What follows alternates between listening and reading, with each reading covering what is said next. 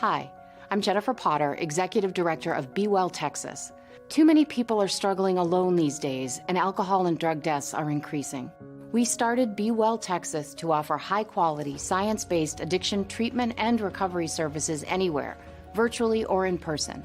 In many cases, there is no cost for treatment or medications if you don't have insurance. Really. Welcome to Bwell Texas. We're glad you're here. Visit bwelltexas.org.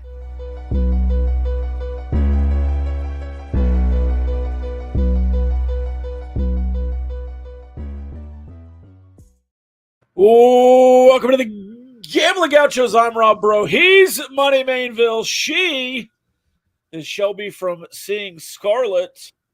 The BHW law firm rundown looks like this today. Of course, we'll talk about Texas Tech and Baylor.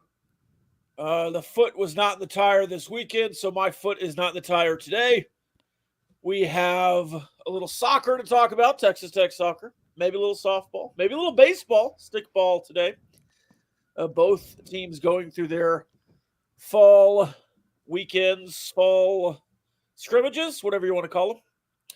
We'll also look around at the rest of the Big 12. Some wild results, not just in Lubbock this weekend, but across the rest of the Big 12 as well. So we'll talk about all of that and maybe dip our toes into the Matador Transit mailbag.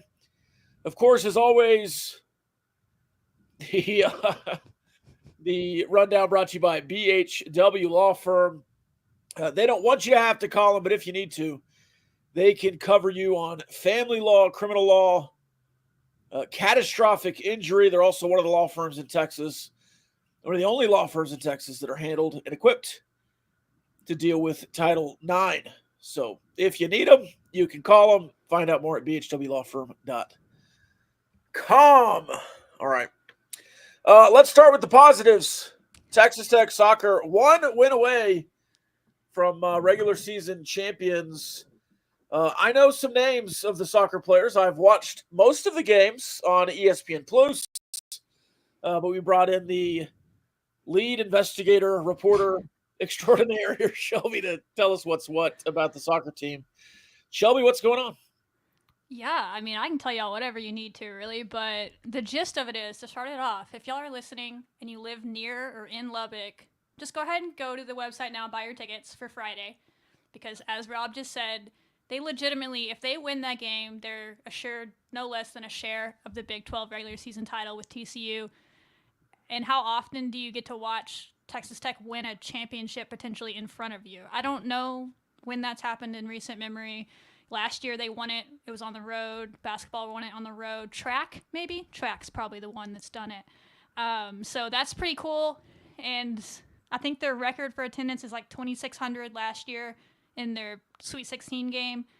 Why can we not break that on Friday night? BYU is used to playing in front of 4,000 people every night at their home stadium. They're one of the best programs in the country. They were in the Final Four last year, the national championship game 2 years ago. They're a really good offensive team, so they could use all the help that they can get out there this year. And it's just, I know we're all a little down about football, but this soccer team is one you can be proud of this year for sure. If y'all aren't aware, they've overcome major injuries, and the fact that they're even in this position, and they lost another player. I don't know if they lost her, but she went down early today, and they still found a way to score 3 goals and shut them out. So we'll see if she can play Friday. But that was another tough loss. But they just keep picking it up and keep putting it together and keep playing. And I don't know. I just trust Texas Tech soccer. If y'all watch Seeing Scarlet, you know I've said that 9 million times. You can just trust Texas Tech soccer even in a tough year. We say tough year, but they're undefeated and have a chance to win the Big 12. But they're playing without an All-American, another All-Big 12 player, all these things, and they're still doing it. So please just go to the game on Friday if you live anywhere near. That's my first plea. But if you have any questions or want any other information, I can go through and tell you all the reasons you should love them, but that's the big one. Some new faces this year. Lots of clean sheets against Big 12 teams and otherwise, especially at the John Walker. The last time this team lost was in September. The last time they lost in Lubbock was last year. 2 years ago. In the the Sweet 16 game. Well, to North regular Carolina. season. The last time they've lost a regular season home game would have been 2022 against Texas in September of 2022. It's pretty crazy. It's pretty amazing. They have a 26 game Big 12 undefeated streak going on right now, meaning they've either won or tied 26 in a row, going back to that game, I suppose, would have been that game. They have a 16 game road streak going. The last time they had lost on the road in the Big 12 was 2021 to West Virginia, and they avenged that the other night, winning at West Virginia, who's a program as well, so that was a big win. And they didn't play West Virginia last year in their undefeated streak, and so they had to overcome that one this year, and they were able to get it done. So, but yeah, they have a lot of new players. That's the other thing about this season. Like, not only did they get hit by losing Super Sam Courtright, who's an All-American, who's going to play for the U.S. Youth National Team at the World Cup this year. You lost her 2 days before the season, 2 days before you had to play top 5 Penn State on the road, which was insane. You also were already coming into the season replacing Hannah Anderson, a fifth-year starter at center back, who's now starring in the NWSL as a starting center back as a rookie, which is hard to do. She's playing for the Chicago Stars or Red Stars. And then Madison White in goal, who was the career shutout leader for the program, who also started for 5 seasons back there because of the COVID year. You were having to replace them and some other seniors, and you kind of knew, despite preseason rankings, those are silly. Anyone that actually followed the team knew, like, it's going to be a little bit of a work in progress to start the year. And then you lost Sam, and then Kylie Barr had an injury in the offseason that went underreported, but she's an all Big 12 player herself, and she just never played this year. So at some point the decision was made, gonna redshirt you. So you were without her, all Big 12 player, All-American Sam Courtright, and All-American Macy Blackburn, who tore her ACL last October and didn't play until Game 5 of this year. So you were without her, all 3 of those, for the first 4 games of the season, basically. And since Macy has started a game, come back and started, they have not lost. I don't even think they've trailed. But that's kind of what they were up against to start the year. And they're still missing, folks, and BYU's good, I'm telling y'all. That's why you could use everybody that can show up to help them. But that's how miraculous what they're doing is. Like, it's super impressive. But that's just Texas Tech soccer. Like, they're a program. They just bring them in, like, next person up. There's some freshmen. Taylor Strzelecki, some Dallas area Red Raiders watching might know that name. She set the Texas high school scoring record with like 119 goals in one season back in high school. High school soccer isn't club soccer, but still, she was scoring at club level too. She got a bad injury her freshman year a couple of years ago, and just wasn't herself even last year. But this year, she's been herself. She was not starting to start the year. She's been starting, I think, every game for a while now, and was just the offensive player of the week a couple of weeks ago in the Big 12. Scored again today. She has 7 goals on the year. Peyton Parsons has 9 goals on the year and had 1 career goal coming into the year. There's just a whole slew of them that have just, hey, okay, bet. Sam's not here. Kylie's not here. Even Lauren Woodruff, another player, out for the season. Macy's missing some time. Okay, fine. I got you. Like, they just don't seem to get too pressed by it, at least externally. I'm sure it's stressful for them, but they're just fun to watch. They're just enjoyable to watch because of that. What's special about the atmosphere of the John Walker? Because, again, it's hard to win at home in any sport. We learned that this weekend for Texas Tech football. Sure. But it's been a long time since they've lost in Lubbock, and it has to have to do something with the team on the pitch. Yeah. But also the atmosphere and the fans and the students that are there week in and week out. What's special about the John Walker? For sure. I think it's Texas Tech fans. I hope Texas Tech fans know that. They're just different. They're different than other fans. They're rowdy, especially in soccer. They're a rowdy crowd compared to other teams when you go on the road. And then even at John Walker, I'm sure y'all have both been there at some point. I know, Rob, you go to a lot of games, but you're very close to the action as fans. You're right on top of the field. And so you can really, truly affect the other team's ability to communicate. You kind of affect our own team's ability to communicate, but they're used to it, right? Right. And then you're also in soccer, especially college soccer, a lot of the fields that you go to, even if they have big crowds, typically where the teams are sitting or on the opposite side from where the crowd is. At John Walker, no.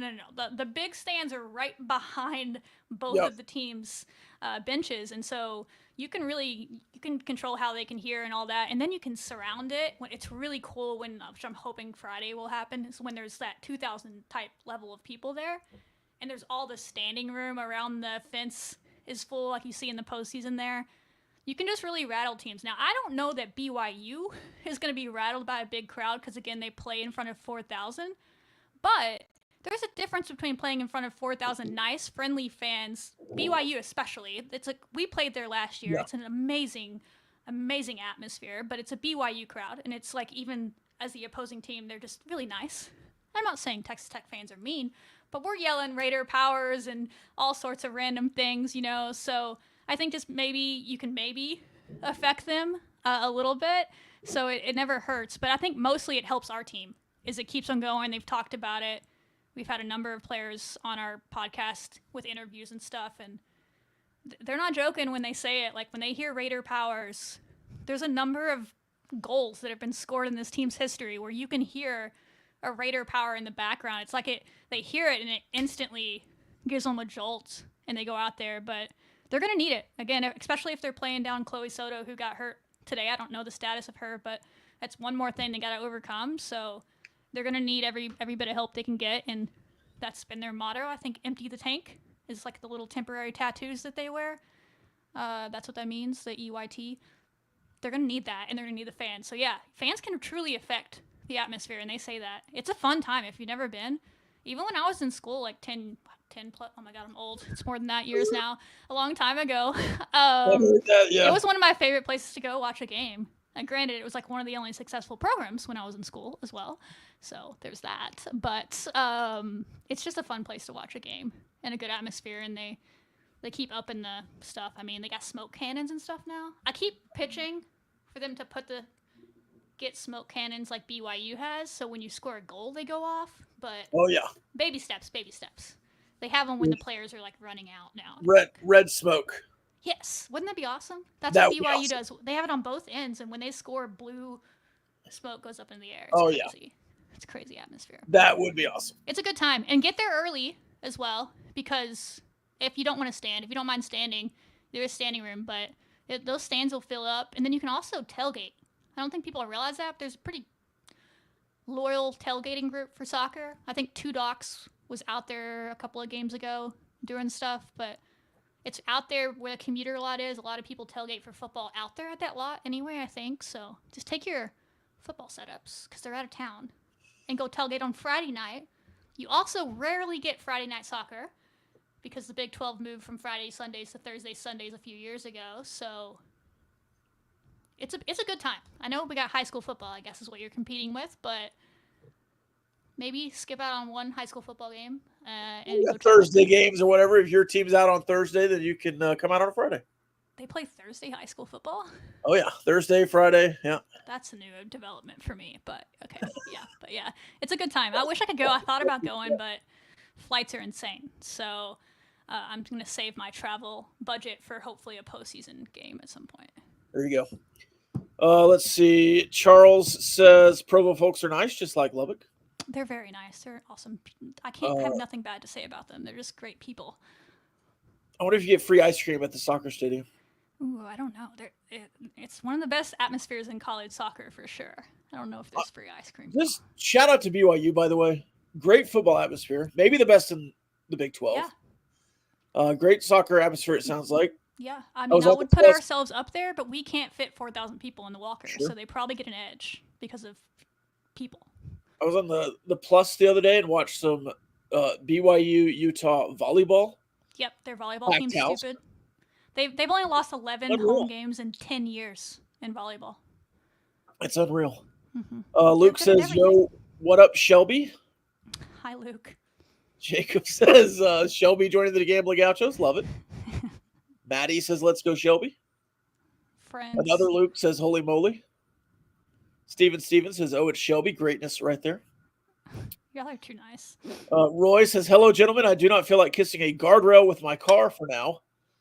And lady. All right. I don't know what the story is there, but that sounds... Well, it's a football game, I'm sure. Made him feel like eating a guardrail with his car. I got you. Yeah, that was tough. Yeah, that Sad was pretty days. bad. Thank you, soccer, for saving my weekend. Yes, a little bit of a bounce back today. And, of course, Patrick Mahomes, who got the win as well. Ran over a dude earlier, I saw. That was awesome. Absolute truck stick. I was like, I haven't seen Pat do that in a long time. No, he did the jump into the end zone where he got like flipped upside down and nearly fumbled several years ago. Mm-hmm. But I don't remember a truck, especially at the goal line. I think he did that to someone in college. I'm vaguely getting a flashback to that, but that's the only one I can think of. Against Arkansas in Arkansas, he blocked a guy going into the end zone. That might be what I'm thinking of. And everyone was like, God, no, Patrick, don't block anymore. Get out of the way. He was always getting hurt for us, so yeah. Yes. All right, any final thoughts there on the soccer team? Ashley Williams, win and goal. Anything else you need to pontificate on for people to come out? Yeah, I could talk about all of them, but it is another chance to see Ashley Williams. Probably your last one of two. I think they should have, unless the committee is going to gyp them. I think they should have secured, no matter what happens, at least a home game in the postseason now, but we'll see. So this could be your last chance to see Ashley Williams play in Lubbock, but hopefully it will be one of two from there. But she's 4th all-time leading scorer at Texas Tech, is right there. And then Macy Blackburn, who I talked about already, is the all-time leading assist leader. There's some great players on the field out there, and then all the newcomers. So it's a good time. We'll do a whole recap like we always do tomorrow or Tuesday on our show. But if you genuinely want to get to know the team better, just go check us out. Seeing Scarlet, y'all know where we are. We talk about them every week and have a lot of fun. But they're a fun team. They'll make your weeks happier, I promise. Like, even if they lose on Friday, which it's been a while since we've seen that, but again, BYU's good, you're never disappointed in Texas Tech soccer. I mean that genuinely. Like, I've never watched a game and been like, God, how dare they not show up prepared? Like, the closest it's come is Penn State this year. And even then I was like, I can't even be mad. They lost Sam Courtwright 2 days ago. Like, she was the focal point of their entire scheme, and she was gone. And so I was like, I can't really be mad at them for that. And then they figured it out from there. So they'll play hard. They'll play the right way. And they'll give it everything they have. Absolutely. They'll be prepared for a top 10 offense in the country in BYU. To answer Luke in the comment section, no, I don't believe she can. But you can ask for yourself. I think she's taken. So. Oh, no. Yeah. That's sad for Luke. Yeah. All right. So that's soccer. Soccer potentially winning a Big 12, or at least a share of a Big 12 title on Friday night against BYU because they don't play on Sundays. That's true. BYU has not played their game this week. They play tomorrow, but yeah. But everybody in the league is playing on Friday because the scenario is I got you. Last game, it's us and TCU, so TCU's at Oklahoma State. There's a whole other scenario in there. Well, in theory, we could lose. If they lose to Oklahoma State, we're still Big 12 champs. We're tied, but TCU's been on one, so I don't know that you would want to bank on that. So win is what I would suggest if they want. Yeah, I would much rather. You never want to pop champagne bottles after a loss. It would be awkward, but hey, it's still 8-1-2 would still be a pretty dang good Big 12 record. So, but we'll see how it goes. So yeah, it's going to be interesting score war watching those as they go. Oklahoma State's very good, but TCU's been putting up goals like crazy. Steven says, is there a chance to host an NCAA tournament game?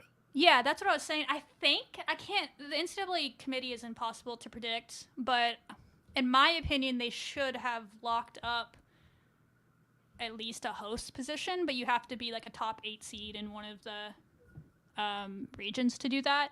And I feel like they should have done that unless just something terrible happens, like they lose. Well, no, because they've already locked up a first round bye in the Big 12. So even if they lose their first Big 12 tournament game, it's going to be to a good team. So I don't know, but I think they should at least host one. I don't think they'll host more than one unless there's chaos in the bracket, because I just don't think we can get high enough.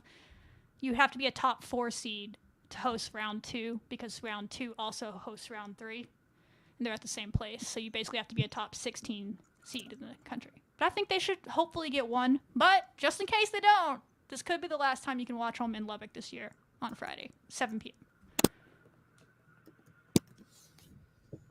Let's look up the RPI. Yeah, I think we're in the 20s. It hasn't been updated for today's games, but I know a guy that live updates it, so 1 second. I think we're like 28-ish. That's the thing, is because like computers don't take into account that they were missing all those people when they lost 2 games at the beginning of the year. So that's why I think it's just impossible for them to get up to a top 4 seed, even if they are playing their best soccer right now. It's just kind of unfortunate, but they're It's crazy that Penn State game right now in the RPI. Yeah, that Penn State game was such a like it shouldn't be. It should not be the first game, and then because you're ranked when you come in, you lose to Penn State, you're unranked. Yeah, I think everyone just found out our injuries, and they were like, bye. It's crazy. Yeah, Penn State is 8th in the RPI right now. Yeah. And your other loss was to Utah lose State. To the top 10. Yeah. Who's 20th. It's ridiculous. So, yeah, it is what it is. But no one thought that they would be here either. Like, they were just very hesitant to even rank this team until recently, because they just didn't believe that they were going to beat West Virginia even. They didn't believe they'd be able to even win these games here recently over even Colorado getting a result out of that. They just kind of assumed they'd lose eventually because they're missing those players. And they just kept winning, so they're like, okay, I guess we're going to rank you now. They just didn't know what to do with them, so it's kind of fun. Texas Tech fans should like them. Like, it's an underdog story. Even though they're on a 26-game unbeaten streak, it's very weird to say that, but that's the truth, is like they're playing without some dogs out there, and they just have other dogs that were ready to step in and go. And that's why you love Texas Tech soccer. Tom Stone is the GOAT. Build the statue. Can't say enough about him. As a great coach once said, keep your chip. Always keep your chip, yeah. Of course, Daryl Dora and not Chris Beard. Yeah, a lot of people have said that. Sure. All right. That's soccer. Softball also happened this weekend. Texas Tech baseball's been having their scrimmages. We've talked a little bit about them. And I understand you were warning me before that this is a competition against some JUCO team. Softball? Yeah, they're playing Odessa College. All right. But Nigel Kennedy, perfect through 4 today and 8 strikeouts yesterday. Correct. Is that, I mean. Yeah, she's been stupid. I think she went yesterday in her Red Raider debut. She went 3 innings, struck out 8, was perfect otherwise. She might have walked 1 person yesterday, but she didn't allow a hit. Struck out 8, and then today she went 4 innings, no hits allowed, no walks, and 10 strikeouts in 4 innings pitched. That's perfect. So she could have had a perfect game if it wasn't fall ball and they weren't going to push it. So that's, and she's hitting, she hit a little bit at Stanford, but part of the reason we got Nigel Kennedy is because she can hit as well, and she didn't get the opportunity as much as she wanted at Stanford. And we're going to let her hit. She's hit both days. I think today she was 3 for 4. With another double, 4 runs scored. Yesterday, I think she was 1 for 2 with 2 walks, a double, and 3 RBIs. I believe it was a bases clearing double. She can hit, and I think Jerry joked. We interviewed the head coach Jerry Glasgow a while ago now, right after he got the job, and he said something like she wants to hit her jersey number in home runs, and she wears number 24. So. I don't know that that's happening. That would be insane. I'm telling you right now, if Nigel Kennedy hits 24 home runs and does what she does on the mound, they're going to have to change the award system. They're going to have to make up a new award, because that's like, what's his name in baseball? Shohei Ohtani. Yeah, like, no, that has just not been. There's 2-way players, but that would be insane. So she's been really good, and then they've been putting up big runs. Alana Johnson was the next biggest portal ad we got this year. She was like 3 for 4 today with 4 RBI. I think returner Reagan Jennings had a good day today. Logan Holloman yesterday. The people that were in attendance that I got some notes from said this team's speed is really impressive. They're going to be really fun to watch. They can fly, which was a big part of the roster turnover, which we lost a lot of. He didn't keep a lot of people. He kept 3 of them. And part of it was like there were some good players that we were a little bit surprised that weren't retained. And as you see the plan play out, like, it's very clear he just wants speed. He's like, yeah, we want people that can hit bombs and hit doubles too, but we want those same players to be able to get on base if they hit little dribbler as well, instead of just being kind of bombers is what we've had in recent years. So that's the team that seems to be coming together. We'll see how it goes. But Naja Kennedy is special. So go watch them on Thursday. They're home again on Thursday against LCU. You can go see a superstar in Naja Kennedy. Literally the Caitlin Clark of softball. I can't explain this more than that. Okay. What's Shelby's opinion on all the annoying OU fans coming after she committed to Texas Tech? Just annoying OU fans. OU softball has kind of run the game, and they've won 4 in a row. And so when Naja hit the portal, everybody, even me, when she first hit the portal, I think she hit the portal before Craig Snyder even left. And so everyone was just like, oh yeah, she's going to OU. Clearly she wants to win a national championship. She's going to OU. OU has picked up the best pitcher the last 2 years in the portal and then just won the Natty. That's what they do. Everyone assumed it, but what I've heard is it wasn't really a consideration of Naja. So I think she listened to them, talked to them. She never really took a visit after she got back from Japan with USA. She visited 4 teams, and OU was not one of them, despite what their fans keep claiming. I do think she talked to them, but I don't know that it was in Norman. So I think they didn't recruit her out of high school. There's a little bit of bad blood there, and then also just other factors. Listen, if it had worked out, I'm sure she would have gone there if she wanted to, but I think she also liked the idea of kind of doing her own thing and helping a school get somewhere where it's like never been before, which she can do at Texas Tech and some of the other schools that she was also entertaining. So, but yeah, that was fun. Yeah, the first time I heard that we were in on her was like the day after Glasgow got hired. That was a crazy summer, that's all I'm going to say. So I still can't believe that happened. I don't know how to explain it more than that. Like, the fact that we have her on campus is insane. And the fact we could have her and the #1 basketball player on campus maybe next year. The women's sports thing that would be going on at Texas Tech with Aaliyah Chavez and Naja on campus at the same time would be a little bit insane. Just putting it out there into the ether. Yep, that would be something. That would be something. That would be something. We can piss off OU fans there because she was on a visit at OU this weekend. Ooh. We need to start saving for plane tickets because that's a appointment trip to Lubbock right there. It would be insane. I can't imagine. I'll be in Lubbock a lot. I'll just put it that way.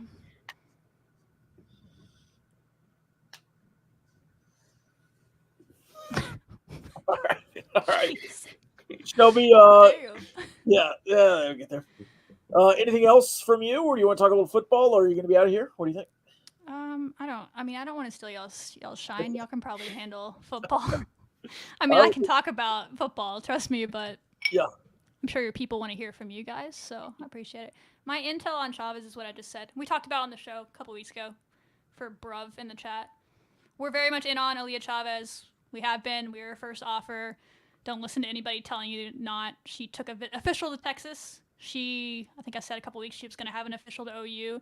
That happened this week. And the other one that I've heard is UCLA. So we'll see. But yeah, she should hopefully be taking an official to Texas Tech eventually as well. But mile radius rule, that girl's at Texas Tech as much as she wants to be. She can pop over anytime. So we're in the hunt for her, but that's up to her. So I wouldn't be shocked if she's a Lady Raider, though. I wouldn't be completely shocked. But I also am not banking on it either. It's kind of at that point. So we'll see what she decides. I don't think she knows yet. It would be awesome, but yeah, it's one of those things that it's cool that we're even in the conversation of it. And we'll see how it plays out. I think she'll take her time as long as she can, or she just gets tired of it. But that happens too. I guess of the 3 others besides Texas Tech, I'd rather it be UCLA, honestly. Yeah. From a basketball perspective, I get why she's entertaining OU. It's a good system fit for her, but I think our system that we're playing now would be a great fit for her as well. Plus, get to do it at home. But I like OU way better than Texas for her. I don't understand. The system at Texas makes no sense for that girl. But she's probably like, I can just make the system, which is probably true. So, that coach is kind of a douchebag. They don't shoot threes down there. I just don't understand how that's going to fit in. So, but whatever. It's her choice. So we'll see. But yeah, UCLA. I don't know how much, but she's supposedly visiting them, so we'll see. You can't really keep up with that. She keeps it quiet, and I respect that. So do her thing. Close to the vest. All right. Thanks, Shelby. Yeah. See you guys. Bye. Yep. Go to soccer. We'll be there. All right, so let's look at the rest of the Big 12 here. Money as we go across the football world. By the way, Darren, I don't run the Gauchos Twitter account, so try again. Let's see. Oklahoma State. Competitive against BYU until the very end. And then they were very much uncompetitive on the final defensive drive, especially that last pass into the end zone. Somebody said on Twitter it looked like a Make-A-Wish moment where a kid is running down and you're just kind of diving in the feet. And that is exactly what it looked like. Rough show from Oklahoma State at the end. But in Provo, at BYU, backup quarterback for the first half, he looked pretty good. Bowman comes in, looks decent. Ollie Gordon has a couple of good runs, a couple of touchdowns, a receiving touchdown where he hurdles into the end zone. So overall, Oklahoma State maybe figures some things out, but that defense is just not good. They can't tackle. Yeah, they win that game if Rangel plays the whole game. I really do think so. I think they found something with their offense. I think they really want a mobile QB back there to kind of keep the defense guessing. I think it opens things up more for Gordon too. I think if he's healthy, and I haven't seen anything today on his status, looked like he took a pretty tough fall in that game right on his collarbone. But if he's back, they may be able to turn this around and get a few wins. But I think it's pretty clear what kind of system they want to run, and I don't see how in the world Alan Bowman fits in that puzzle. I thought he was also not on the trip. Bowman? Yeah, that's what I heard, and then he was there. They wouldn't have even had another quarterback behind him, right? Because Zane Flores is out now too. Well, they have two freshmen. And the true freshman, yeah. So, I don't know. The rest of the Big 12, Kansas figures it out against Houston, but it's Houston. They win 42-14. Jalen Daniels. Let's see. 16 of 21, 247, 3 touchdowns. Zian Chris gets hurt early. Donovan Smith comes in, throws 3 interceptions. Also had 14 carries. They lose. Cincinnati beats Arizona State without Leavitt. I think Cincinnati is good. And I think Arizona State did a lot of what they did with Leavitt. I don't know if they can do it without him. Colorado houses Arizona 34-7. Easy pick. That was my wild card and my triple play for Chuck's picks this week. I have no idea how they were underdogs in that game. Mine was Oklahoma State. So we both got one. Colorado, 34-7. Just looking ahead at Texas Tech's schedule. You might lose 4 in a row. Yeah, I don't want to talk about it. It's not good. Got to take it 1 week at a time. But, man, it's like you're staring down a barrel. Iowa State beating UCF in the final moments. Survive. Effect down the field. They look good. Can't defend the run. No, RJ Harvey's really good. UCF choked this game away. Yeah. Oklahoma State choked in the final drive, but they were never really – in the second half, it just felt like BYU was going to win. UCF was in complete control and choked it away. I think they had the delay of game. I can't remember at what point in the game it was. I'm not burning UCF film right now, but I think it was 2.5 minutes ago, maybe 2 minutes. They took a delay of game penalty that could have been costly, put them behind the sticks. And Gus was obviously pissed about it and kind of foreshadowed what was to come because Iowa State needed every second. But Got the dub. They did certainly get the dub, and Rocco Becht with 2. He had the touchdown, and then he had the 2-point conversion on the ground. And basically, I mean, with time running out, they run a draw. He gets right back up there and runs basically a sneak at that point. And then right back up there and just runs the draw again. Just pretty good. Let's see. What else happened in the Big 12? Oh, yes. TCU beats Utah 13-7. And that game was awful. I didn't watch a single second. Bad offense on both ends. And I guess, Money, sometimes you can say, wow, those two defenses were playing really well. And it's a defensive struggle, and it's a good game. No, this was two bad offenses. Missed passes, wide open shots missed. Isaac Wilson was 17 of 33. Josh Hoover was 22 of 41. Nobody had more than 75 yards rushing. There was injuries.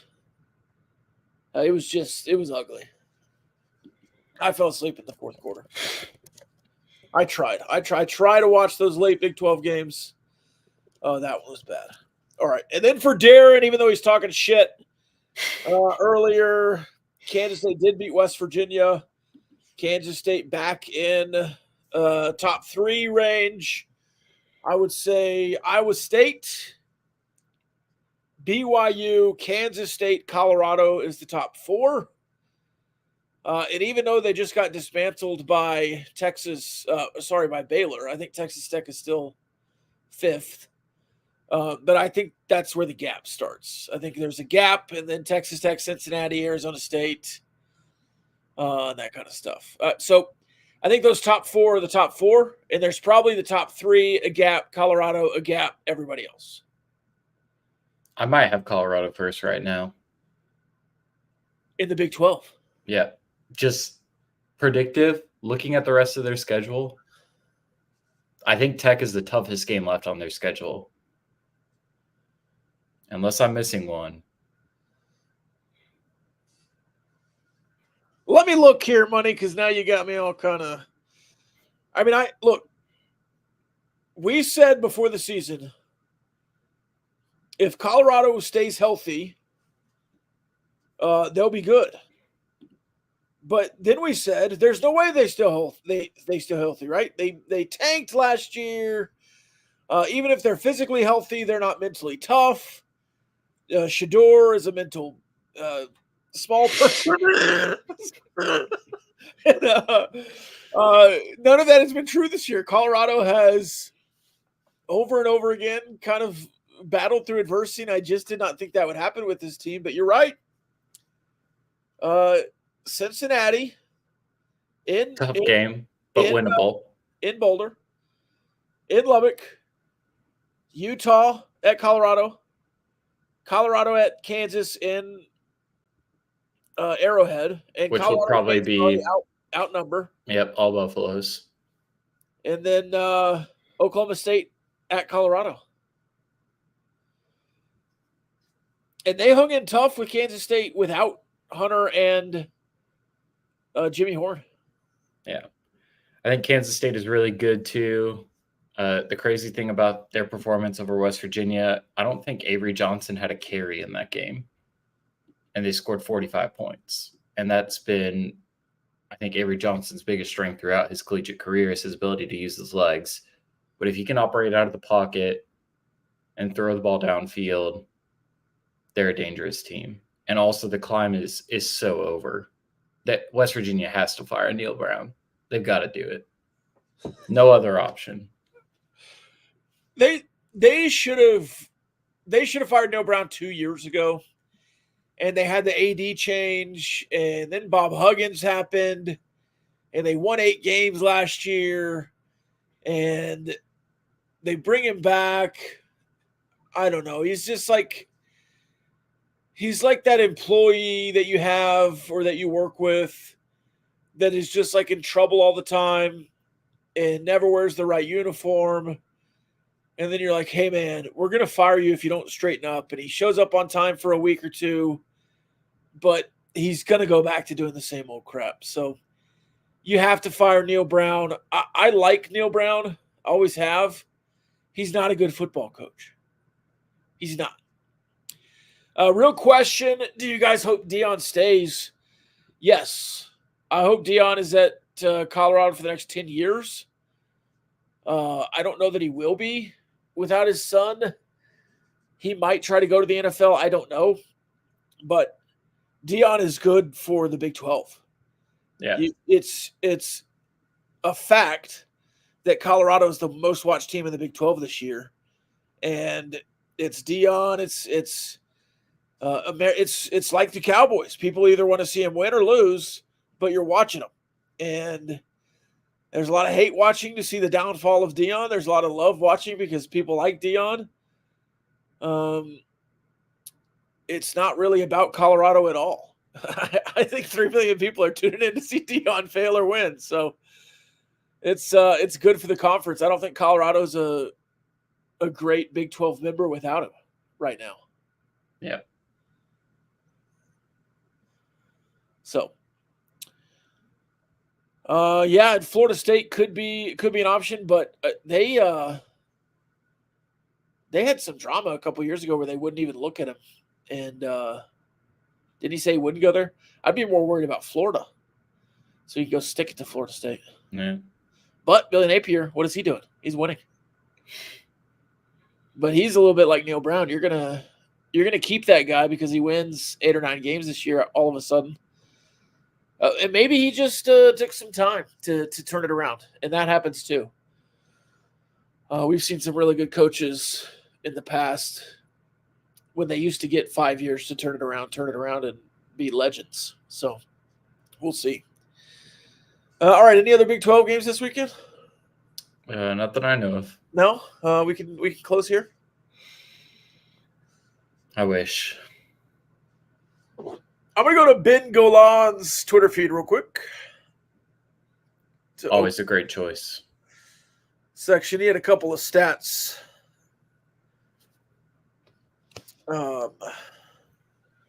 First of all, Seth Luttrell was fired from Oklahoma. And I believe that is oh, wow, the Utah offensive coordinator stepped down. That's from Steven Stevens. That was a sacrificial lamb, though, Seth Luttrell. That they don't have a quarterback. They're going in between 2 young quarterbacks. Their top 5 wide receivers have been out for 2 weeks. That is an impossible job right now. First year in the SEC, and Luttrell just kind of gets the axe. His offense was bad. Yeah. I don't know that it was all his fault. Yeah, definitely not a great hand dealt to him on the offensive line. Obviously missing a ton of injuries at receiver, and then you don't have a quarterback. You thought you had 2 probably, but it doesn't look like you have either right now. But I've watched a surprising amount of Oklahoma football this year. I don't know why. Just kind of feels like they're always on at a dead spot. He was not doing that offense any favors. When you're at that position with the quarterback you have, right, the injuries at receiver, not making it easier for his team. So I think it's a bad hand that he was dealt. Obviously not much you can do when you're missing that much talent, but when you don't make it any easier for your team, I kind of get the decision. All right. You ready? I guess. Baylor number of wins versus Power 5 programs in the last 1,071 days. In Waco, 2. In Lubbock, 2. Baylor, twice. In the last 3 years,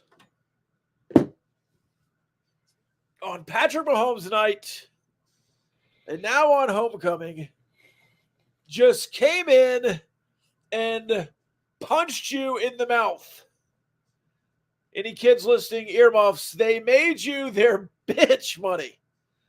Twice out of 3 games. Last year, you did it in Waco. But to lose to Baylor twice in a row at home, with them just being more physical off a bye, is ridiculous. We're injured at the point of attack. We're injured on the lines. The offensive line, yada, yada, yada. You got punked in the trenches. Punked. Now, it's not new defensive line-wise. It's not new offensive line-wise. You've been all year bad. But good God, it's Baylor. They're 2-4.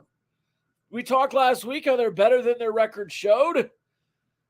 But they don't have a great running game until this weekend. They don't have a great passing attack until this weekend.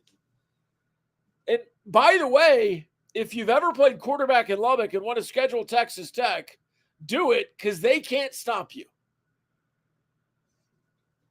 What are your thoughts, Money?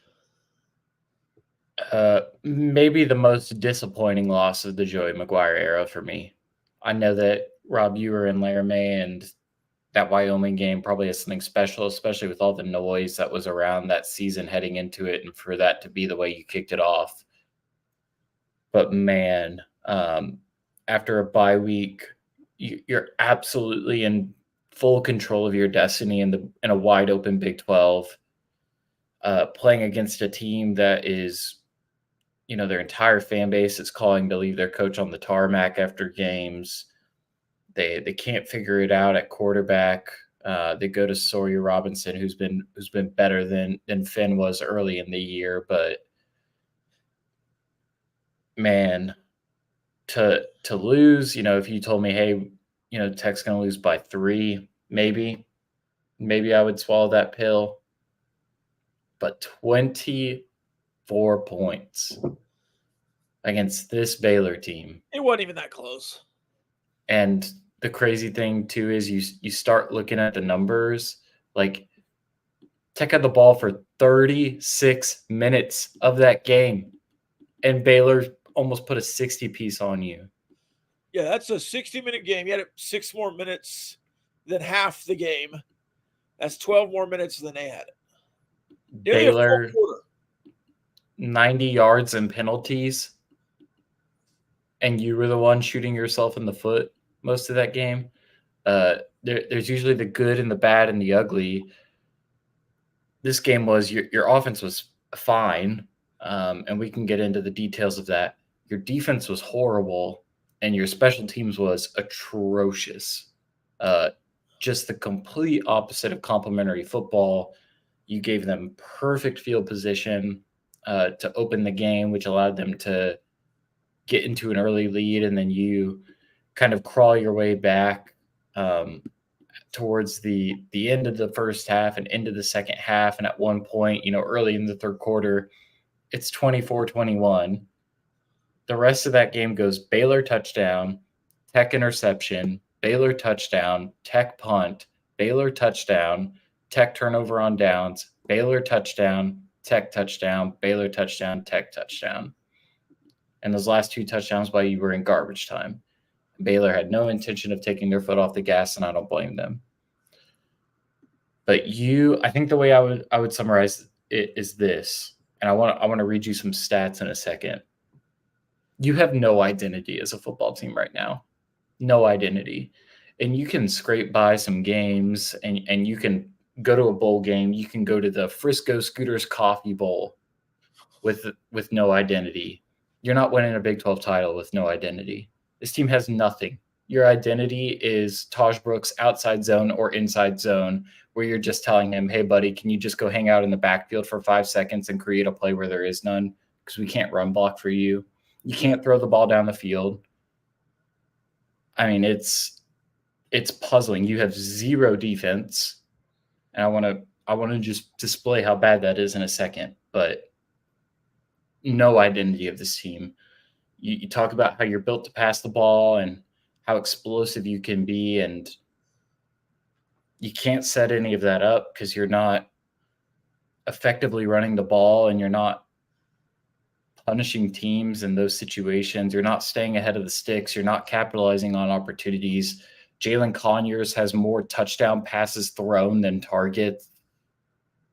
I don't understand. I'm at a loss. And again, like you're not in a terrible spot. The season is not over, but you're 5-2 now, and you're looking at a really, really tough stretch of games. And TCU might be one of the ones where you look at it and you go, okay, maybe this is an opportunity for us to get a win before you have to go through Iowa State and Colorado.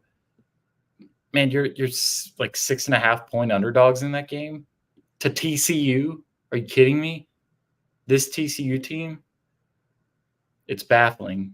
And I think these are the kind of games that you just have to take care of if you want to be the kind of program that you said you've wanted to be for the past 3 seasons. Yeah. Pull your pants up and do your job. And this is the kind of game that is sobering in a way. And it's like, I think it begs the question of like, will we ever get there? Because we can't take care of games like this. And there's really no reason for it other than the fact that we can't put it all together. I get it. There's injuries on the defense, but you healed up a bit throughout the bye week. You got Lux back. And you just get dominated. It's some cruel joke, Money, that every time this program has something in front of them in a position to do something not even special, just what other teams can do and have done in the last 15 years, you just can't do it. You get knocked out. It's what? Okay, so let's do fight analogies that Joey likes. One of his favorite movies is Creed 2. It's round 7 of a fight. You've won 5 of the first 6. You're in a position to win the fight, and you get knocked the F out in round 7. At least knocked down. And I don't know that this program can get back up. Sure, they'll get up. Sure, they'll finish the fight because they have more games and they're not going to not play the games. But good God, every time this program has an opportunity to do anything, 7-0 out of the gate in 2013, 0-5. In 18, you're in a position to do well, and then you lose out and Cliff gets fired. 2021, you start 5-3, can't score in the second half against Kansas State, and the coach gets fired. Joey comes in, you're 5-1, and you get pantsed by Baylor at home. Kyle, you're in. How you doing? Been better, fellas. Funny, the first comment when you joined was we need to start Micah, and I don't know if that was on purpose or not. I figured it was either that or something about the headboard because I changed rooms, so I'm back in the headboard room here. You got the what is that? The Thomas Jefferson headboard. Yeah. Money, you had some stats you said. Do you want to go through those while Kyle gathers his thoughts here? Yeah, so I think y'all both know I'm a per play statistic truther. That's the way I like to analyze these things. I think it's the most fair way to analyze these things. But I was just looking at some raw stats on Texas Tech's defense so far this year. Since we wanted to be cute during the bye week and talk about AP votes, and Texas Tech is the only team to have this quarterback with this many touchdowns and this running back with this many yards and this receiver with this many yards. These are the raw stats on Texas Tech's defense. There are 3 that stood out to me. You have 6 sacks this year, 6 in 7 games. The only FBS teams with 6 or fewer sacks this year are UMass, Oregon State, Air Force, and Mississippi State. UMass has 6, and Oregon State, Air Force, and Mississippi State all have 5. So you are pretty much, in the conversation for being the worst pass rush defense in the country right now. And that is completely aligned with what I think we watch week in and week out from this team. Again, points per game that you're allowing. Again, I don't think it's the most fair way to analyze things, but the only FBS teams that are allowing more points per game than you right now are New Mexico State, Akron, UAB, App State, Purdue, Ball State, New Mexico, Utah State, and Kent State. You're telling me you should be in a conversation with those kind of teams, the way you've talked about recruiting the past couple of years, the way that you've said you're going to play defense here over the last couple of years.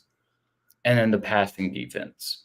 We talked before the season when we did position previews. Hey, I think corner is going to be, the coin flip position for this defense. Can they protect the pass? Can they cover downfield? You have allowed 2,122 passing yards so far this year, which is last in the Big 12 by a margin of 342 yards. And the only FBS team that's allowed more passing yards than you this year is Ball State. So statistically, whether you want to look at points allowed per game, pass rush, pass defense, and what Baylor just did to you on the ground with a running game that has had no momentum this year. I mean, this is a Cliff era level of defense and maybe worse. It's bad. And the only positive I think you have right now are your linebackers and Ben Roberts and Jacob Rodriguez, and you're having to ask them to pass rush and not play in the middle of the field because you have no answers there. And it just goes back again to not having an identity. You're having to adjust and you're having to overcorrect so that your defense doesn't get exposed any more than it already is. But this defense is dreadful right now. There's no other way around it. I'm again, TCU scored 13 points last night, but you're telling me Josh Hoover isn't going to have, something stupid like 280 yards and 4 touchdowns and 2 picks on Saturday? Because that's what it feels like he's gearing up for. 2 picks. It's what he does, man. It's the Josh Hoover experience. Come on. Yeah, he's gonna own the middle of the field, and Becht and Savion Williams are gonna have 100 apiece. And Shador's gonna have 450 and 5 against you. It's gonna be bad. Kyle? Yes, Rob? I brought you in, and then we kind of went back away from you. I just wanted to, do you have any opening thoughts on Baylor? Do you have any thoughts on anybody else you want to discuss? UCF choking? Oh, that was bad. The Big 12 is entertaining. I'll say that. I think there were 2 separate 38-35 games in the Big 12 this week. Pretty fun product, I feel like, as a whole, if you're into that kind of thing. Where the hell to even start with Baylor? Who is that? You lost all 4 phases of the game: offense, defense, special teams, and coaching, by wide margins, some wider than others. How do you have an extra week to prepare and come out so bad that you make like 7 distinct special teams errors, all of which were severely costly? Furthermore, how do you make 6 or 7 severe special teams errors like that and also lose the game so badly that had you not made any of those 6 or 7 errors that in any semi-competitive game would have been decisive? Like, had you made those special teams plays, you'd probably still get your ass kicked. That's how bad it was. And that's the frustrating part for me, is like you can't even pinpoint, if this one position group had played better, if the offense had played better, if this one punt hadn't been muffed, then it's a different game. No. Like, you could have cleaned up, I don't know, your 10 worst plays from that game. My old high school coach used to say a game is decided by 8 plays. And each team runs about 50 or 60. And out of those, 8 plays usually decide the game. You could take away our 8 worst plays and like give us a mulligan, and instead we just get a neutral outcome on that individual play. We still lose this game. How that happens against a 2-4 team out of a bye week at home that you're favored to beat by 6, that you should have all the extra motivation in the world to beat based on They previously employed half the staff. You've got guys going against you that were on the team last year, like Steve Linton. Um, all of that is at play. They were chirping at you all offseason because they pay players now, and I guess we either pay less or I don't know what happened there. And you come out and just lay an absolute egg. It, it's wild, especially for, I don't know. I feel like Joey's calling card is kind of, he's the motivator. He's the relationships guy. His players will run through a wall for him. How do you come out that bad on offense, defense, and special teams with an opportunity like that?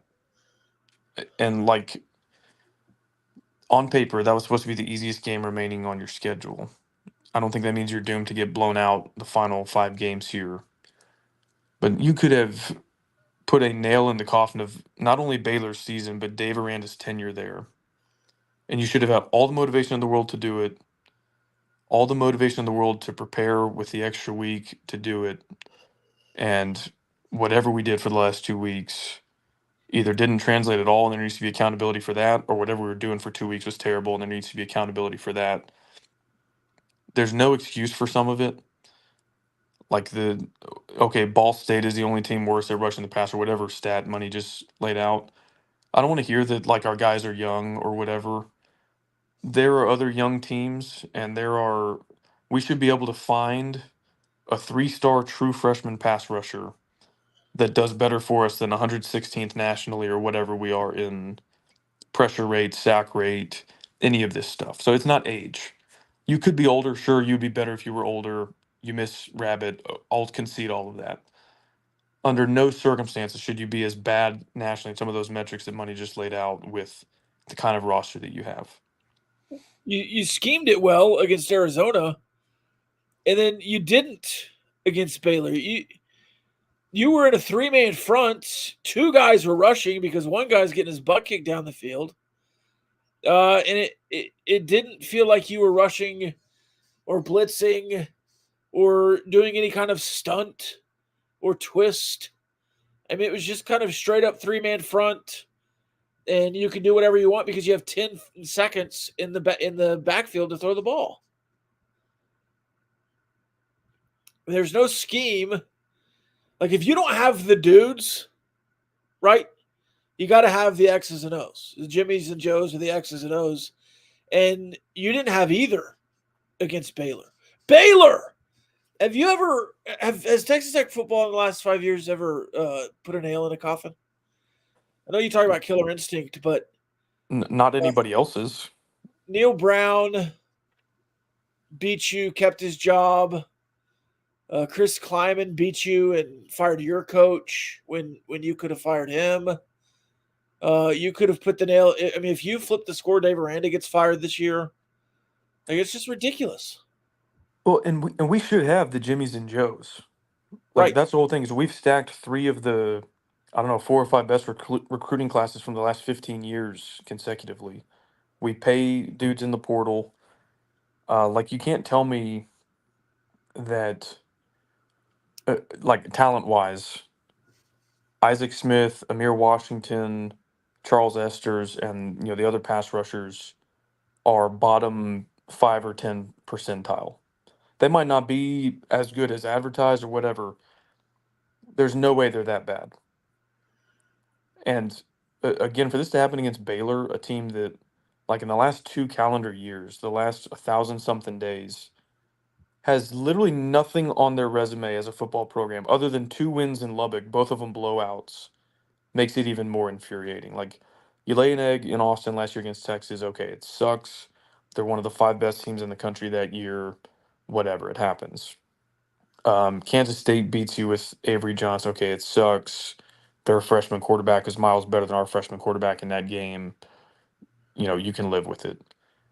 But to do this twice in a 2-year span over 3 seasons against a team that has done nothing other than win in Lubbock is crazy to me. And like, that makes me think there's this, I don't know, mental aspect of Joey going against Baylor. I know we beat them pretty good last year in Waco, but it's like the Bills go into the Super Bowl for the 4th time in a row after losing 3 of them. There's some kind of I don't know where we get outclassed by a team that should be at least like even with us on paper, if not a little bit worse.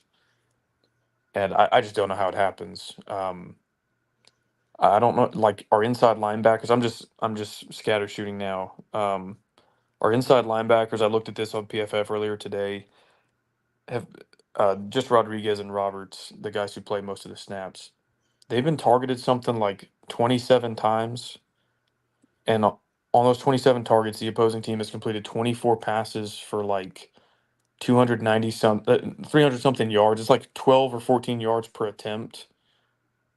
I mean, it's like it would be hard for quarterbacks to do that on air, to go 24 for 27 like in a 7-on-7 drill.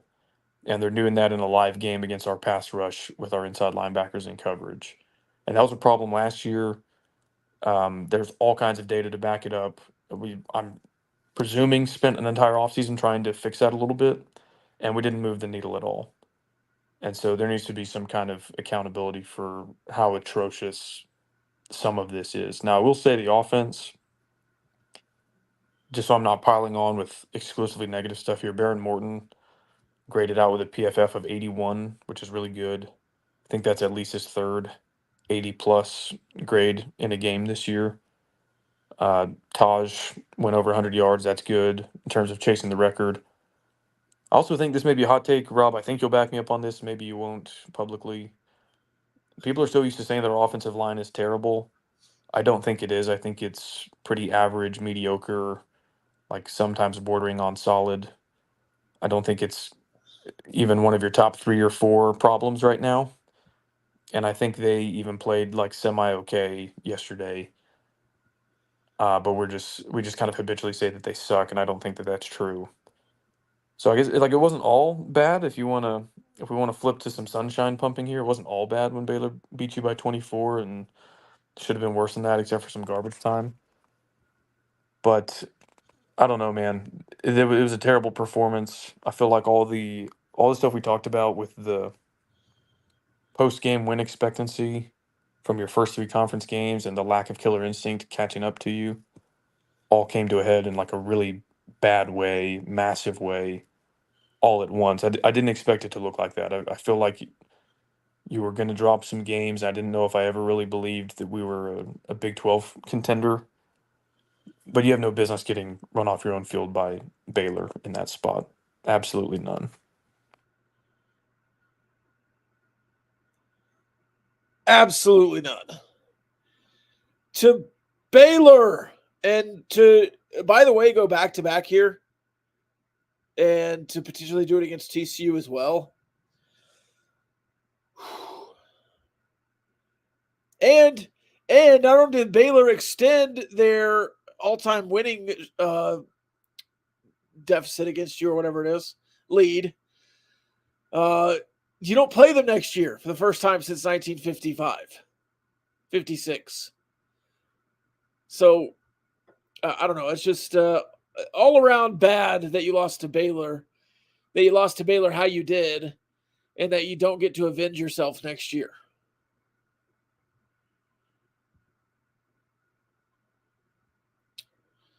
Anything else?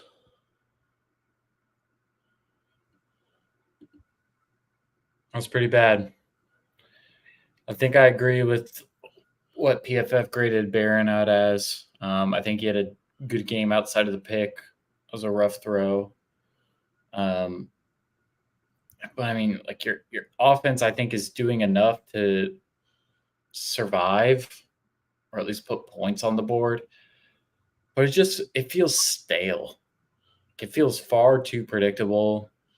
And if teams like Baylor are able to beat you in the trenches the way that they did, you got to have some sort of creativity, some sort of wrinkle that's not relying on Jalen Conyers throwing touchdown passes. There's got to be something. There's got to be an answer. Like, let me see a GT counter from Taj Brooks, or let me see a reverse jet sweep to Dre McCray, or hell, Micah Hudson. Why not? But there's got to be a wrinkle other than inside zone, bubble screen, smoke screen, slants, mesh, Like it feels far too predictable. And I think Saturday was the perfect example of just a way too predictable scheme running into a team that I guess was able to push you around. But that's certainly not what I was expecting going into that game. One of the other really maddening things about that game was they were beating you really badly at stuff that you were failing to do against them. Like that Barron pick he was trying to hit that like hole shot against the cover two and underthrew it. I don't think it was on their very next possession, but it might have been. Baylor throws the hole shot against cover two, like on your best corner, and they score on it. The sideline passes that we've averaged 2.5 yards per play on and keep running for some reason. We ran those with predictable lack of success, and then Baylor's running them and torching us for like first downs, touchdowns, with the same exact sideline screen design. And you're like, okay, I mean, I guess this can work if you execute it properly, but we're going to run it, I don't know, 50 times this year and probably not execute it well more than 20 or 25% of the time. Baylor plays freshmen that kill you. We don't play freshmen or sophomores or redshirt sophomores. It's like you've got to be 23 before you're allowed to see the field. I guess, at least at some positions. So that was another thing that's kind of especially hideous when multiple times throughout the game you're like, oh, I wish we could do that. I wish we could do that. And they're just easily doing it right back to you and winning the game because of it. It's pretty embarrassing.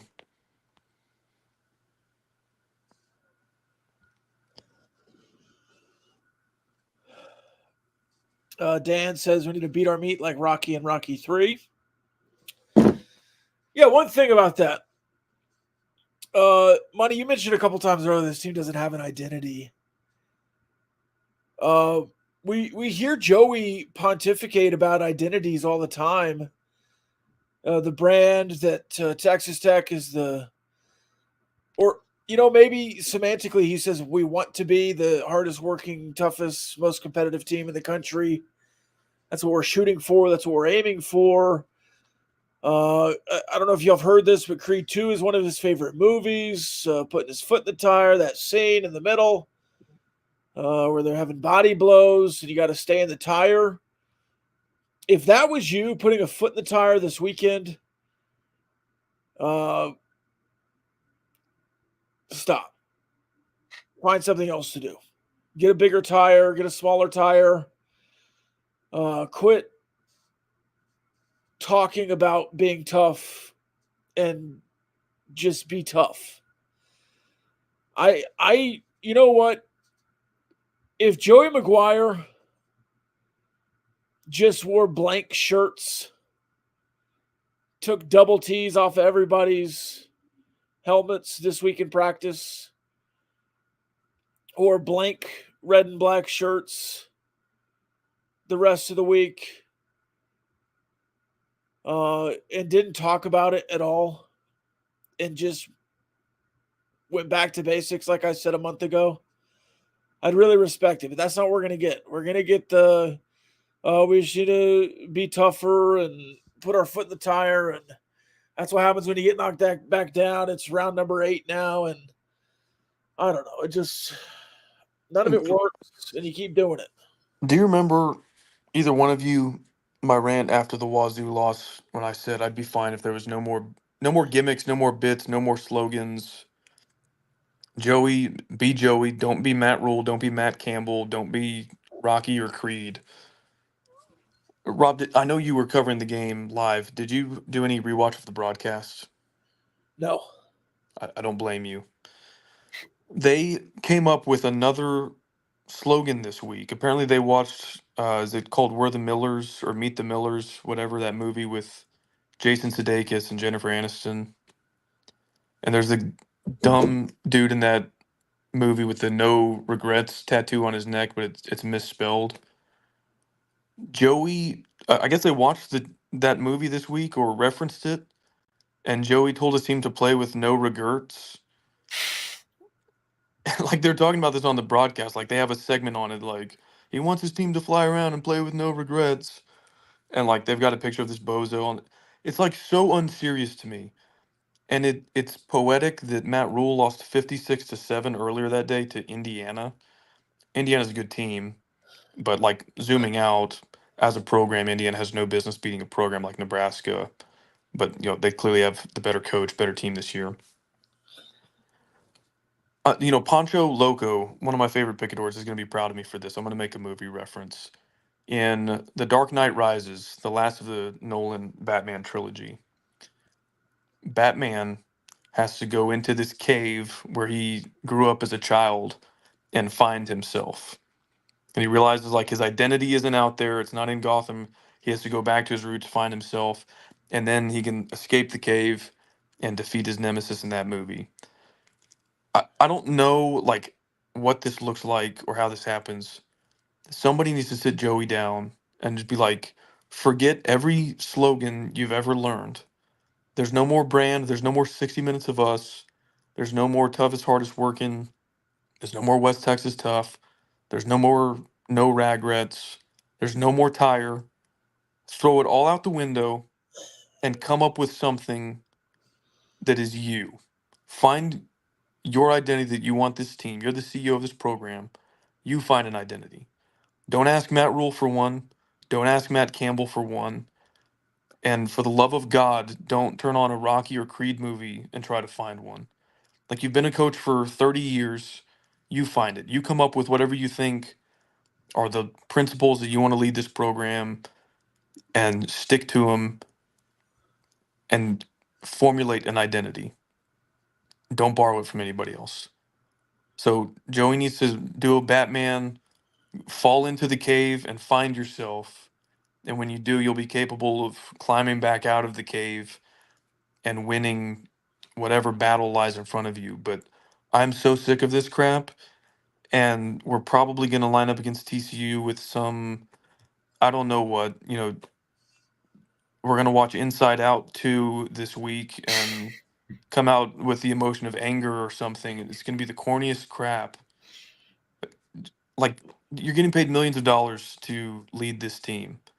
Come up with an identity, come up with a leadership philosophy, and go do it. But like, it doesn't need to change every week. Doesn't need to be inspired by a Hallmark movie. You do it, and then instill it in your team, and let's go win some games. But it has to be in practice. You can't just say an identity. Right. You have to live it. And Yes. I've not lived this. I could have gone the rest of my life without knowing they did no regrets this week. No, I I believe had to that. hear that. You do too. Are you effing kidding me? No regrets. Yeah. You guys are getting paid for this? I mean, that is of all the movies, We're the Millers. Have you seen that, Kyle? Do you even know what it is? Yeah. It's a funny movie. It has no business being the basis of a football team's identity. No regrets. You said, hey, a couple of weeks ago, I don't know if we were together or if it was shared in the Discord. Nebraska's walking out of the tunnel and there's a laser show. Yeah. Yeah, can't wait. Can't wait for that. Can't wait for that. The video in the hall coming out. You know what was going on in that hallway walking out to the game yesterday? Freaking lasers, Kyle. Lasers in the hallway coming out. And I guarantee you, if there was a cinematic recap after that, it would have been that laser show that would have let it off, just like Matt Rule in Nebraska. Have y'all ever had a buddy dating a girl that you knew was just like terrible for him? Yeah. That's what this is, the coaching equivalent. It's like, go break up with Matt Rule. I know you had some good times with him. You might still respect him. You might still admire him. I don't know. Like, it's time to move on.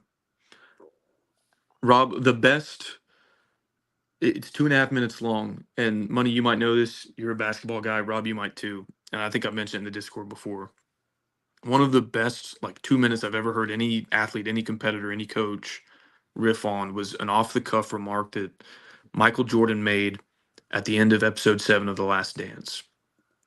And the question posed to him was, your approach to the game and the way that you're viewed. Like, do you feel like people are going to watch this documentary and think that you weren't a very nice guy. And I can almost quote the entire 2 minutes for you, but to sum it up, he says, winning has a price, leadership has a price. I pushed people when they didn't want to be pushed. I challenged them when they didn't want to be challenged. Maybe they didn't like it, but I earned the right to lead the team the way that I wanted to, because I'm the greatest basketball player ever. He didn't say that part, but and if you join the team that I lead, like, you live at a certain standard, and I'm not going to take anything less. And if that means I have to hold you accountable, get on your ass about it, then I will. But he says, I never asked my teammates to do anything that I didn't do. And the only reason I pushed them so hard is not only because I wanted to win, but I wanted them to win and be a part of that too.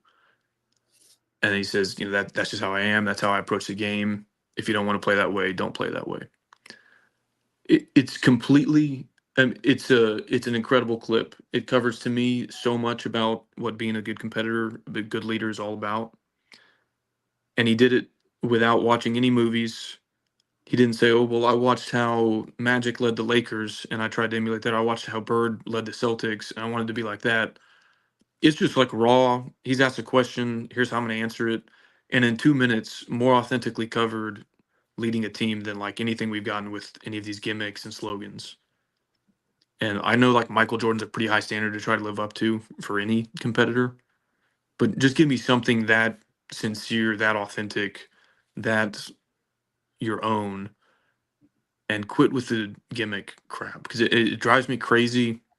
It's one of those things that, like, I guess is acceptable if you're winning, but it looks so stupid to flash the no regrets tattoo guy during a Fox or ESPN sideline segment during the game while Baylor is handing you a 30-point L on homecoming on your home field. Please just get rid of it. Do something authentic. And you can say whatever you want about Michael Jordan's philosophy on leadership or that clip or any of it. He at least like has something he believes in very sincerely, and he applied that formula in his daily work and was very successful because of it. Like, I would take, honestly, right now, I would take a leadership philosophy from Joey that I 40% disagree with if it was at least something like unique and that he had actual ownership of, that wasn't borrowed from a movie or Matt Rule or Matt Campbell. I keep saying Matt Campbell. I mean Dan Campbell. Y'all know what I meant. I'm talking about that trip to Detroit so we could learn how to play on the road. I mean Dan Campbell. Yeah. Did you watch the presser this week? No.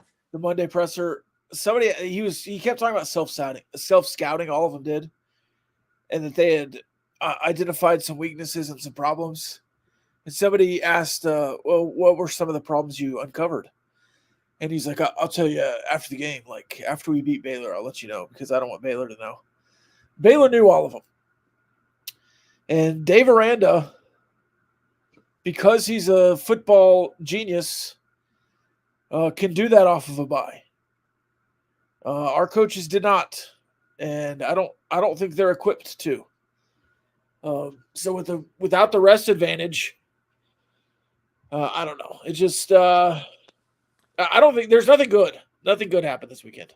Can I also point out we played this offensive coordinator 7 games ago in Shreveport, Louisiana, and after like a pretty rough first quarter, pretty much kicked their ass for 45 minutes. We sacked the quarterback. We turned him over. Negative plays. Like, I know you still have to scout your opponent, all that, but like we should have been pretty familiar. Yeah. Even with the extra week of prep, like you've seen these formations before. You know his play calling tendencies. You shut it down pretty good already, and we come out and look like that, and it's deplorable.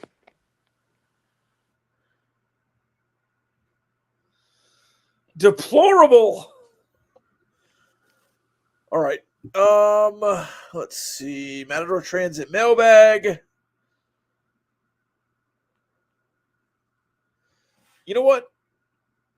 I think we can do all this on Wednesday. We'll wrap with this from the comments section. I do want your guys' honest opinion of DeRuyter if you have time. We'll close with this, Kyle. If you were to fire the coordinators after this season, in which order would you pull the trigger? First off, on DeRuyter, he's got a long enough track record that one bad season doesn't make me out on DeRuyter. This season certainly requires accountability on that side of the ball, but I don't think I would go that far.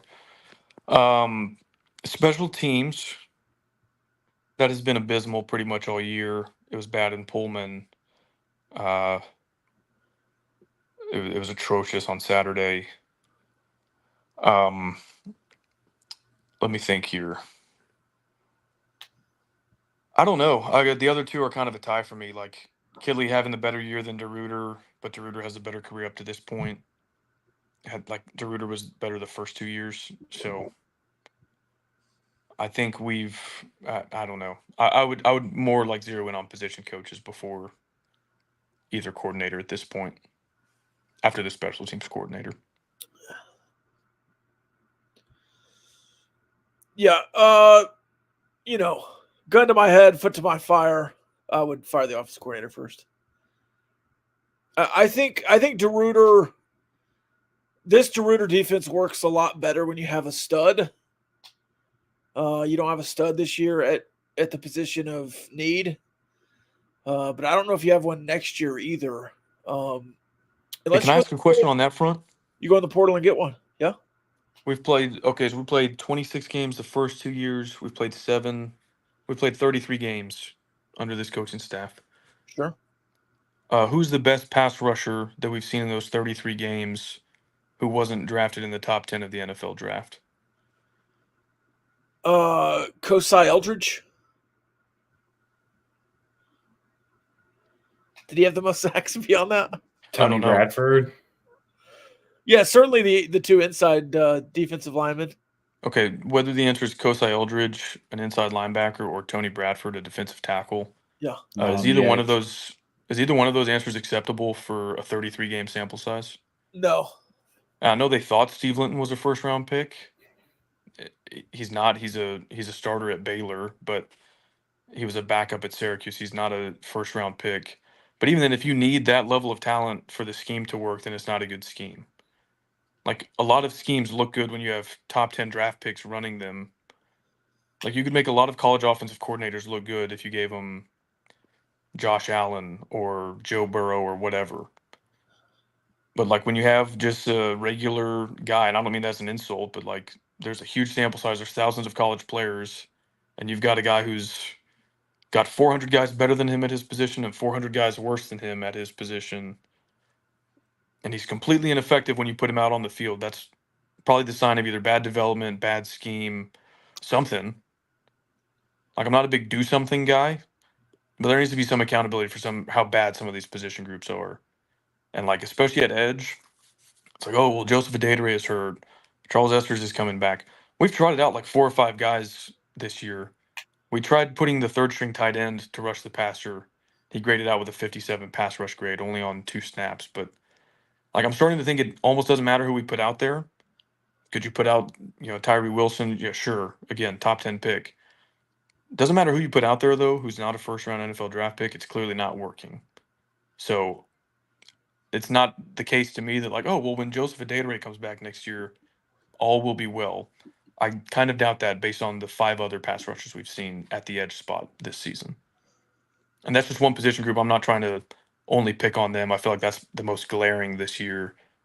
But you could kind of apply that same philosophy to a couple other position groups as well. Do we run the 3-man front so often last year? It doesn't seem like it. I feel like we're playing with 2 stars a lot more, extra DB a lot more this season. I'd have to look at it to be sure, but You think that's just a personnel thing? You don't have enough defensive linemen to... I think it's that, and I think they know that they're not going to ever get a pass rush, so you may as well put an extra coverage guy out there. That just seems backwards to me. In college football, it seems like he should be more aggressive at the point of attack and not less aggressive. I looked at this on PFF. We have 3 players credited with more than 5 quarterback hurries. due to Banks, who his reaction to his injury didn't look good. We'll see how long he's out for. DeBraylon Carroll, good portal ad. I think a good, decent enough pass rusher from the inside. And I think Amir Washington was the third. If you look at Amir Washington's PFF, I'm not trying to single this guy out. He's like in the 40s at every category, like tackling, run defense, whatever. And then he's like in the 60s for pass rush. So he's like an average pass rusher and then pretty bad at everything else you would ask a outside linebacker edge spot to do. And that's it.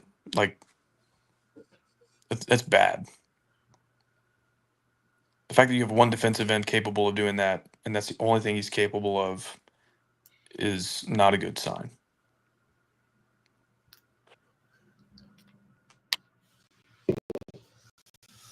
Certainly not. Certainly not. All right. We did the rest of the Big 12. We talked soccer. We talked a little bit of softball. We did the Baylor thing. Hey, you know what? Even though the Baylor game stunk, I was at the Overton after the game doing the post-game show, the Coors Light post-game show with Double T 97.3. And you know what I did? I hung out with some buddies during the breaks. They came and saw me. And that's a special thing about Lubbock and game day. People are coming home. You see people you haven't seen in a while. You get to hang out with them locally, not just at the game. Even in a loss, you can forge some lifelong friendships. And that's the thing about the city of Lubbock. It's not just about Texas Tech football. It's the people. And, we asked former coaches what their favorite thing about Lubbock was. They couldn't name anything. I could name 100 things, and number one would be the people, and they're always here. The people are always in Lubbock, and they're always coming back for home games, and it's special. And hopefully the city of Lubbock and the Texas Tech fans show up for the John Walker Soccer Complex this weekend as they have a chance to win a Big 12 title in Lubbock. If you're coming for the soccer game, if you're coming in a couple weeks for Colorado, if you're coming for West Virginia, and you want to know more about the city, about what you can do, you can go to visitlubbock.org and find out more. That is visitlubbock.org. And, you can learn about the people as well. And your friends coming home, you coming home, starting a home, loving a home. It's everything you can do in Lubbock. Starter wants to know, but did you have fun? I had fun. I had fun this weekend. It's a great atmosphere. It actually was a bad atmosphere. It was dead the whole time, by the way, early. Can we turn the speakers back up? Why did the people in power over there listed all the blue hairs to turn down the speakers at the stadium? I couldn't even hear it in the press box anymore. All right, week one, it's rocking the glass. All right, yeah, maybe turn it down a little. They've turned it down every week. Quit listening to the blue hairs. Turn up the music. Let the band play. It was completely dead. The sun opened up. The clouds opened up. The sun was shining before the game started. But good God, it was dead in there. And half the people left at halftime, and the rest of the other half left before the fourth quarter. So that was a tough experience there. Turn back up the music. All right, that's all I got. Final thoughts? Didn't, just building on my Batman cave analogy earlier, didn't Cliff, semi-retire into a cave in Thailand and then came back and was like, yeah, I'll be offensive coordinator of the Commanders, and now they're going to win the NFC least? Yeah. Yeah. Take notes, man. Go find a cave, either a literal or metaphorical one. Find yourself, and when you get back out of the cave, you'll be ready for battle. Ask Batman, ask Cliff. We can do it again. Money? Texas Tech over Drake in a secret scrimmage last weekend. Ben McCollum, a guy I think you've had interest in joining your staff the last couple of years. He's now got a D1 coaching gig. His team put up a pretty good performance in that first game. Wouldn't take anything conclusive away from a closed doors scrimmage, but basketball quickly on the horizon. Got a look at the schedule, some lineups articles, and just a general preview of this team and what I think they can do coming soon to patreon.com/Gamblin Gauchos. So if you are not subscribed, it's a great investment of $5 a month that will give you plenty of content to distract you from the football program, and a good look at what I think will be a pretty good basketball team. Why do we fall, Kyle? Is that Masters guy? Yeah. I love that he listens to this show sometimes. It's hilarious. Why do we fall? To pick ourselves back up is from Batman. Kyle, come on. And it's also from Rocky. Kind of. It's like, it's not about how hard you can hit. It's about how hard you can get hit. Yeah. And keep moving forward. We got hit pretty hard on Saturday. Yeah. We need to win another game. If we go 5-7, I will legitimately retire from podcasting. Like, permanently this time. Heads will roll. We've done it before. 2011, 2018, we started 5-2, and then Woof. that can't happen. So I'll finish this in terms of like high level thoughts. I think 2-3 to finish is like the most likely outcome. I think 1 win is more likely than 3 wins. And so help me God, if you don't win another game, that would be really, really bad. Like stating the obvious here, but Yeah. I would love to get to 2 more wins at least to say you have another winning record in conference play. But bare minimum, you need 1 to not miss a bowl game. That would be just an absolutely atrocious outcome after starting 5-1. You told me that was impossible, Kyle. Second thoughts? Wait, what? It's from Starter. Smart Football. Is he trolling me right now? I don't know. It says you told me that was impossible, Kyle. Second thoughts? I literally told him that according to multiple sources, it has about a 10% chance of happening.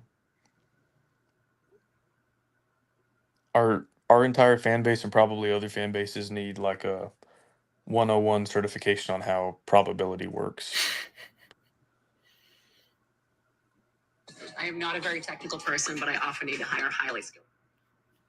Money? Final thoughts? I think that's all I got. I think it's a... What do we got here? Go ahead. I realize this is not a wise thing to do, but I kind of don't care. What are we listening to here? This is motivational. Sunshine and rainbows. Yeah, that's the clip I'm thinking of. Nasty place, and I don't care how tough you are, it will beat you to your knees and keep you there permanently if you let it. You, me, or nobody is going to hit as hard as life. But it ain't about how hard you hit. It's about how hard you can get hit and keep moving forward. How much you can take and keep moving forward. That's how winning is done. Pain is temporary. It may last for a minute, or an hour, or a day, or even a year. But eventually, it will subside, and something else will take its place. If I quit, however, it will last forever. Are we going to get banned from YouTube again? Oh, yeah. Sorry. You know they're listening to that before they run out on the field Yeah. you on Saturday. That's a 6-minute video. We're listening to that whole thing on Wednesday. I do think... We're on YouTube for a second. Man, we just got monetized, too. That's going to suck. Yeah, hey, shout out to our 1,000 subscribers. Not everybody is glad that we crossed that threshold, but I am. Haters, of which there are many. I What was I gonna say? Oh yeah, just the mind of the fan is funny to me. Like, especially because we had the bye week. We spent 2 weeks talking about how disrespected we are. Like, we deserve to be ranked, and then I mean, rightfully pissed off after the Baylor game. And now it's like heads should roll. The program is in a terrible place. We've made no progress. Like, well, we were a top 25 team, 30 minutes before kickoff, and now it's like burn it all down. That I don't know. Same people that thought we were going like 3-9 after the Wazoo thing, and then thought like, we're Big 12 front runners after Tucson. It's difficult for some people to like moderate feelings, which is kind of a good thing because that's what you want out of fans. You want passion, you want fire. But there's also, to me, sometimes like very little, I don't know, well-rounded 30,000 foot level perspective on some of this, and going from like rank us you cowards to fire everybody in the span of 3 hours on a Saturday afternoon is kind of like a very extreme case of that. We did Big 12 power rankings earlier. Top 5. Go. Ooh, Iowa State is 1, Baylor is 2, BYU is 2, um, Kansas State is 3, Colorado 4.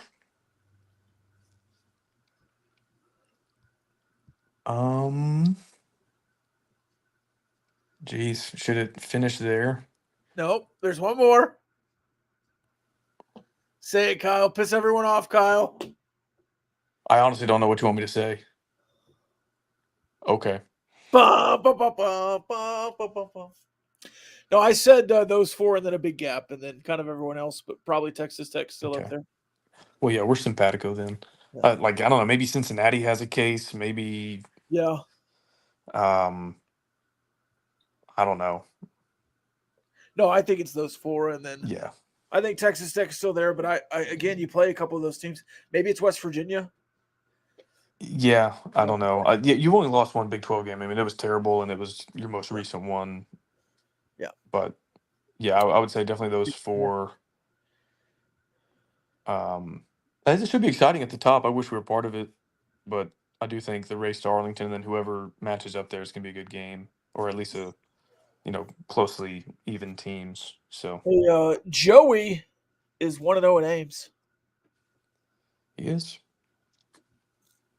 They're a So- complete team though, and then I don't think you match up well against TCU and Colorado, 2 teams that like to throw it, and you apparently can't really stop that. Yeah. God, dude, it would be miserable to be 5-6 playing like a probably also 5-6 West Virginia team Saturday after Thanksgiving to see who gets to go to Shreveport. Empty stadium. 11 Yeah. a.m. That'd be rough. I would really like to beat Oklahoma. All right, let's do this.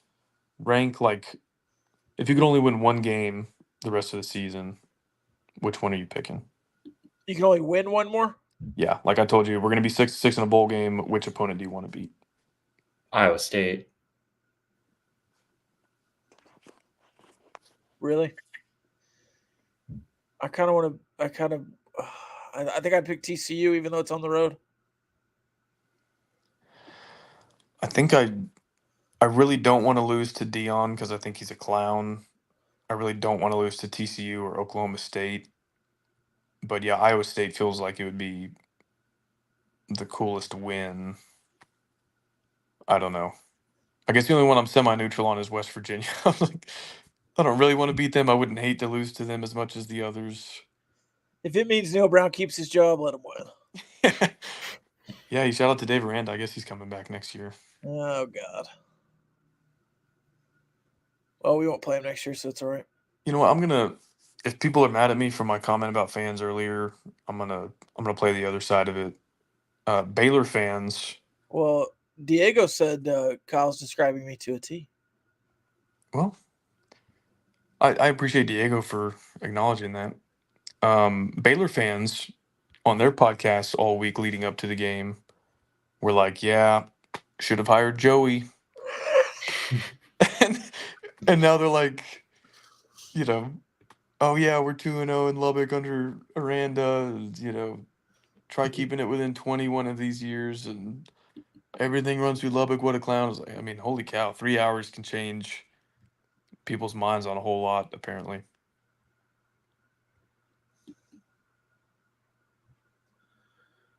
I would still, for the record, absolutely rather have Joey than Aranda. I want that very clear. I just mean that, like, Tech fans aren't the only ones that do the big emotional swings on a college football Saturday. It's part of the deal. Oh, yeah. Oh, yeah.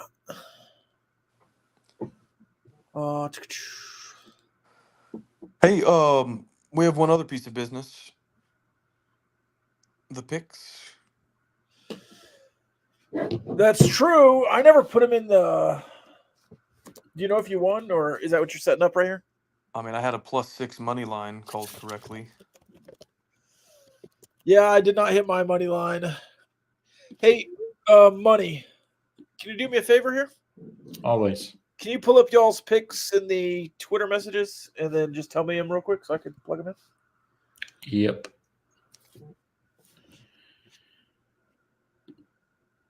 You ready? Yep.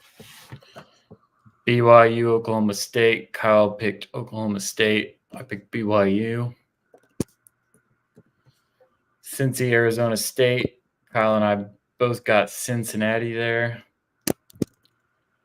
Kansas, Houston. Kyle picked Kansas. I picked Houston. Colorado, Arizona. Kyle and I both picked Colorado. I had Colorado money line on that one. UCF, Iowa State. Kyle and I both picked Iowa State to cover. Kansas State, West Virginia. Kyle picked West Virginia. I picked Kansas State. Woof. I also had West Virginia there. TCU, Utah. Kyle and I both picked TCU. Ball knowers. Bama, Tennessee. Kyle picked Bama, and so did I. Uh-oh. Georgia, Texas. We both picked Texas. So did I. UNLV, Oregon State. We both picked UNLV. And then Baylor, Tech. I picked Tech to cover, and Kyle had Baylor money line.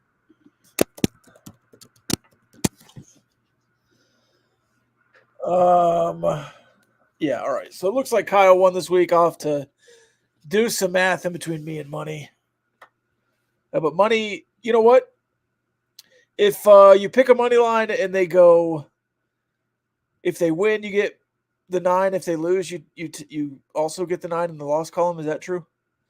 No, I think you just get 0. It's like losing any other pick. Okay. Or you get -1.